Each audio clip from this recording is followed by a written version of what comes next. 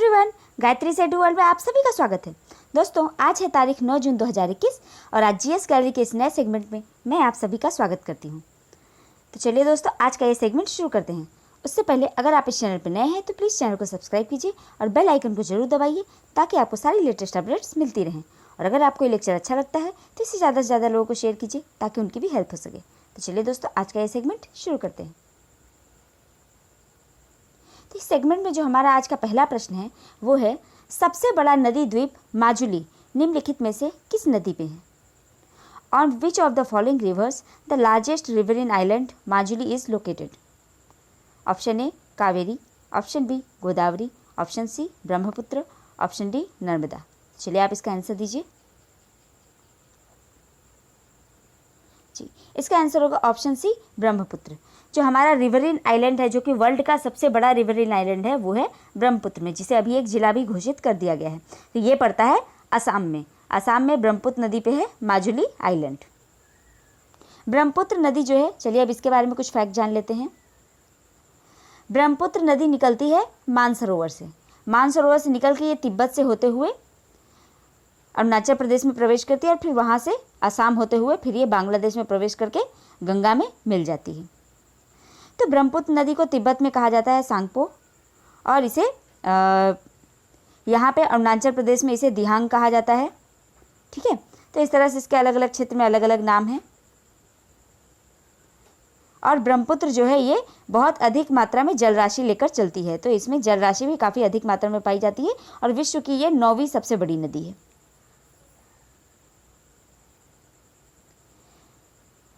हमारा अगला प्रश्न है, सोडियम हाइड्रोक्साइड का उपयोग डैश के लिए नहीं किया जाता है? Sodium hydroxide is not used in dash.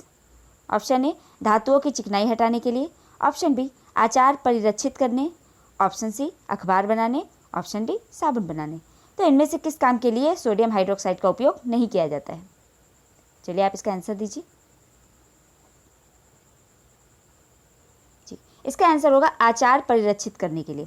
तो आचार परिरक्षित करने के लिए सोडियम हाइड्रोक्साइड का उपयोग नहीं किया जाता है। उसके अलावा धातुओं की चिकनाई हटाने में, अखबार बनाने में और साबुन बनाने में, इन तीनों ही कामों में सोडियम हाइड्रोक्साइड का उपयोग किया जाता है। हमारा अगला प्रश्न है, खरीफ फसलों को डैश मौसम के शुरुआत के साथ बोई जाने वाली फसलों के रूप में वर्णित किया जा सकता है? Kharif crops can be described as the crops shown in the beginning of dash season. Option A sheet, option B varsha, option C grishma, option D वसंत। चलिए आप इसका आंसर दीजिए।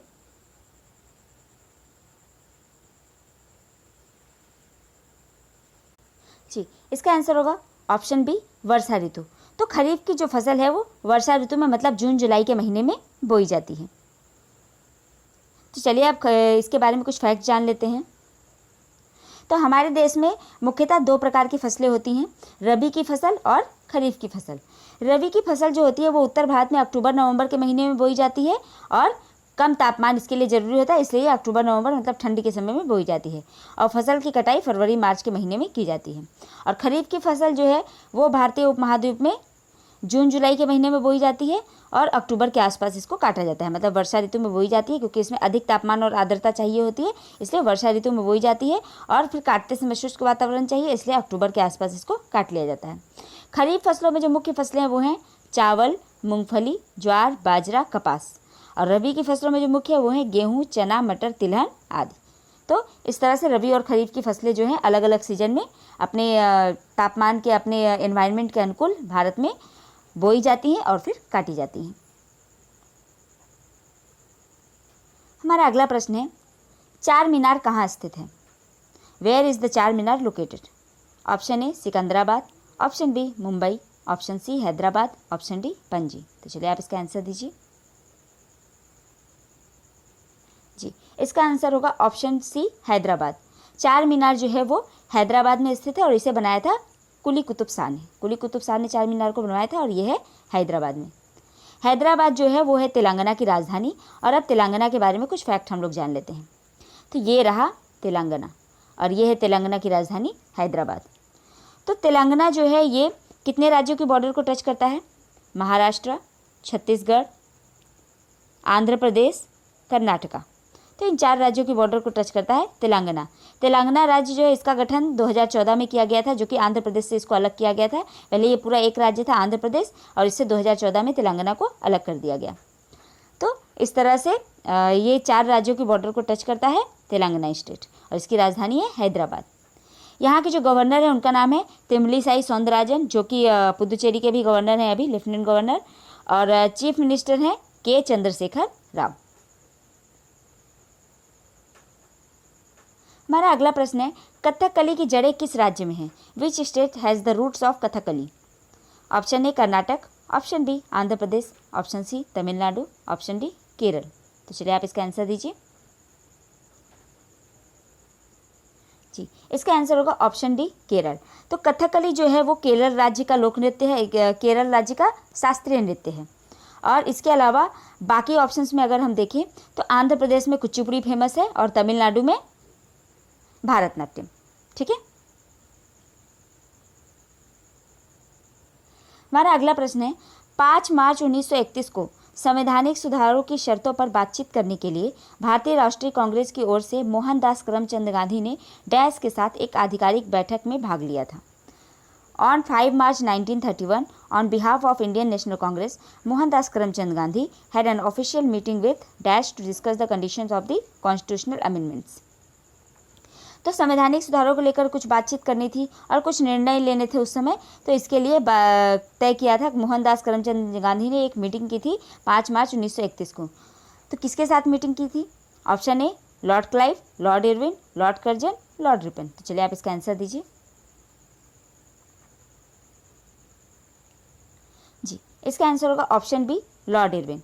तो गांधी जी ने लॉर्ड इरविन के साथ एक मीटिंग की थी, जिसे गांधी इरविन समझौता के नाम से भी जाना जाता है। तो उस समय क्या था, उस समय नमक सत्याग्रह चल रहा था, और नमक सत्याग्रह के बाद जो है सविनय अवज्ञा आंदोलन शुरू हो गया था। तो जो सविनय अवज्ञा आंदोलन शुरू हो गया था, तो उसको रोकने के लिए ब्रिटिश गवर्नमेंट ने क्या किया, गांधी जी को बुलाकर गांधी और इरविन के बीच में एक समझौता कराया गया, जिसमें इनकी कुछ शर्तें अंग्रेजों ने मानी और अंग्रेजों की कुछ शर्तें इन्होंने मानी, और उसके बाद फिर आंदोलन को स्थगित कर दिया गया था। और इसी समझौते में डिसाइड किया गया था कि दूसरी गोलमेज कॉन्फ्रेंस में कांग्रेस भाग लेगी, और उसकी तरफ से, कांग्रेस की तरफ से गांधी जी गए थे। लेकिन फिर उसका कुछ रिजल्ट नहीं आया, तो उसके बाद जो सिविल डिसोबीडियंस मूवमेंट है, मतलब कि सविनय अवज्ञा आंदोलन, उसे वापस से शुरू कर दिया गया था।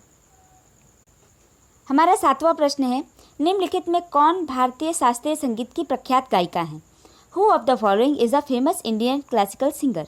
Option A Shubha Mudgal, option B Rita Ganguly, option C Naina Devi, option D Purnima Sharma. तो चलिए आप इसका आंसर दीजिए। जी, इसका आंसर होगा ऑप्शन ए सुबा मुद्गल। सुबा मुद्गल जो है ये भारत की बहुत ही फेमस शास्त्रीय संगीत की गायिका है। ठीक है, ये ठुमरी वगैरह ये गाती हैं, तो ये शास्त्रीय संगीत गाती हैं। चलिए दोस्तों, अब अगले प्रश्न की ओर चलते हैं।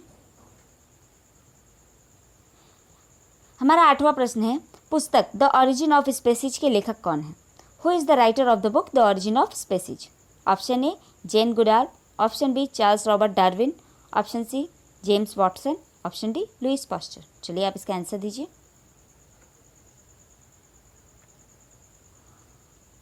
जी, इसका आंसर होगा option B Charles Robert Darwin.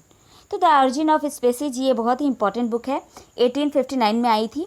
Charles Robert Darwin ने इस बुक को पब्लिश करके एक बहुत बड़ी क्रांति पैदा कर दी थी। बहुत बड़ी क्रांति समझ लीजिए ये हुई थी, क्योंकि इसमें उन्होंने मनुष्य के ऑरिजिन का इतिहास बताया था कि मनुष्य के ऑरिजिन मनुष्य की स्पेसीज जो आई है वो कैसे आई है, और बाकी स्पेसीज कैसे आई हैं, उनकी हिस्ट्री क्या है। तो इसके बारे में उन्होंने यहाँ पे एक लॉजिक देके यहाँ पे डिस्कशन किया है। तो इसमें उन्होंने एक नेचुरल सिलेक्शन का सिद्धांत भी बनाया, जो कि बहुत ही फेमस है, और एक सर्वाइवल ऑफ द फिटेस्ट का भी सिद्धांत है कि जो सबसे फिट होता है वही सर्वाइव करता है। तो ये चीज़ जो है ये चार्ल्स रॉबर्ट डार्विन ने दिया था। Natural selection, survival of the fittest, the origin of species, ये सब चार्ल्स रॉबर्ट डार्विन से जुड़े हुए हैं, और 1859 में इनकी ये बुक आई थी, द ऑरिजिन ऑफ स्पेसीज।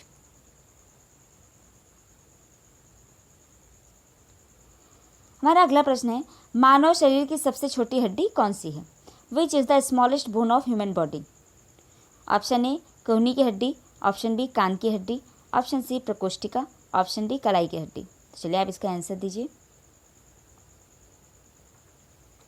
जी, इसका आंसर होगा ऑप्शन बी कान की हड्डी।